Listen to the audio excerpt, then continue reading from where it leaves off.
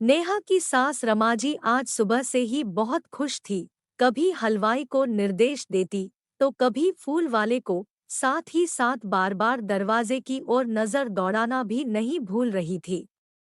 रमा जी खुश हो भी क्यों ना, आज उनकी तपस्या का फल जो मिल रहा था। तभी बाहर शोर सुनाई दिया, ढोल नगाड़ों के साथ उनकी बहू नेहा आ गई। रमा जी ने बहू की आरती उतारी।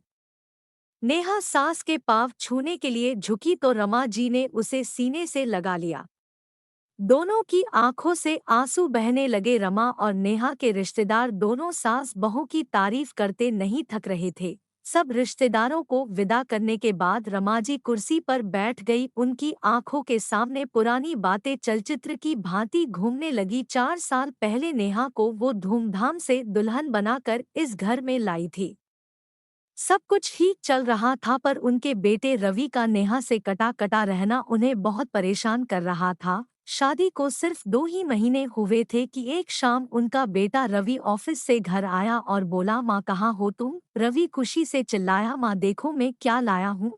माँ ने देखा रवि के हाथ में प्रमोशन के पेपर्स थे तो वो भी बहुत खुश हुई।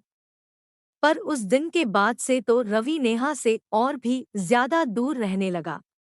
बात बात पर नेहा पर झल्लाना, उसे नीचे दिखाने की कोशिश करना उसका रोज का काम हो गया। रमादेवी ने उन दोनों के बीच की इस दूरी को मिटाने का बहुत प्रयास किया, पर कुछ भी ठीक नहीं हुआ। रवि की नज़र में उसकी पास सुंदर, सुशील, मृदुभाषी पत्नी एक बहनजी से ज्यादा कुछ नहीं थी।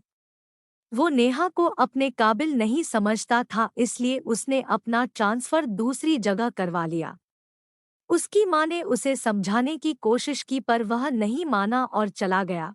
जब भी रवि का फोन आता माँ उसे नेहा को साथ ले जाने को बोलती, पर रवि कोई ना कोई बहाना बनाकर टाल देता। रमाजी से नेहा का मुरझाया सा चेहरा देखा नहीं जाता तो एक दिन वो नेहा को लेकर रवि के घर चली जाती है। रवि उन दोनों को देखकर भड़क उठता है और अपनी माँ से साफ शब्दों में नेहा को साथ रखने का मना कर देता है। रमाजी गुस्से से कांप उठती है और कहती है, अपने जिस ओहदे का घमंड करके तू इतनी प्यारी बच्ची का दिल दुखा रहा है, मत भूल तुम्हें इस पद तक लाने में मैंने दिन रात एक किया है। जिस मुकाम पर आज तुम हो उससे भी ऊंचे पद पर कल नेहा होगी, ये वादा है मेरा तुमसे। इतना कहकर वो नेहा को लेकर घर आ गई। इस घटना से नेहा बिल्कुल टूट सी गई और डिप्रेशन में आ गई। नेहा के मम्मी पापा को जब इस बात का पता चला तो वो तुरंत नेहा को लिवाने उसकी ससुराल पहुंच गए। पर रमाजी ने नेहा को नहीं भेजा और उनको ये विश्वास दिलाया कि वो नेहा को वो सब कुछ दिलवाएंगी जिसकी हकदार वो है। धीरे धीरे रमाजी के प्यार और प्रयास से नेहा सामान्य हो गई। एक दिन वो नेहा को बोली, बेटा तुम अपनी पढ़ाई जारी रखो, और उसे आईएएस की तैयारी करवाने में जुट गई।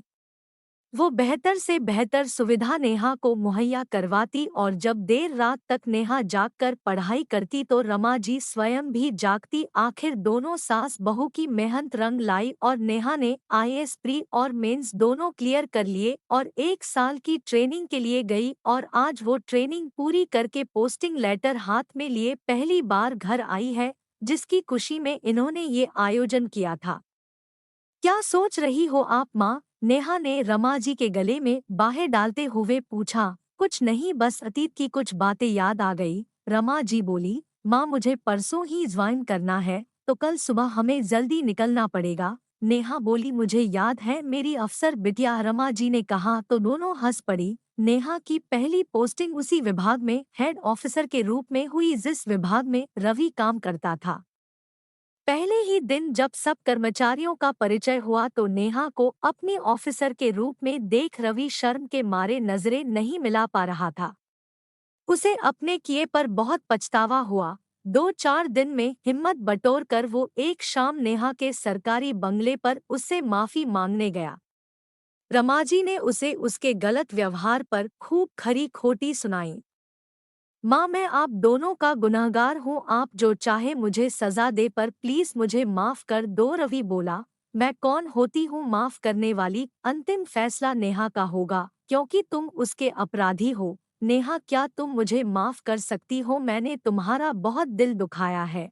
रवि गिड़गिड़ाया। रवि की आंखों में पश्चाताप के सच्चे आंसू देखकर नेहा इनकार ना कर सकी और रवि के गले लग गई। पास में खड़ी रमाजी को लगा जैसे आज उनके जीवन में नया सवेरा हुआ है।